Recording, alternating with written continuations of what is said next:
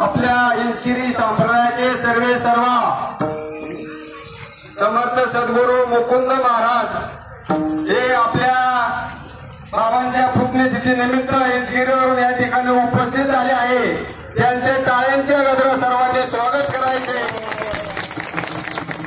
मी जामगाव ग्रामस्थांच्या वतीनं त्याचप्रमाणे समर्थ सद्गुरू गोंडंबडे महाराज सेवा संस्थांच्या वतीनं इंचगिरी संप्रदायाच्या वतीनं त्यांचं सहर्ष स्वागत करतो, सहर्ष स्वागत करतो।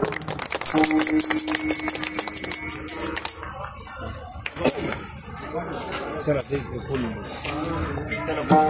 चला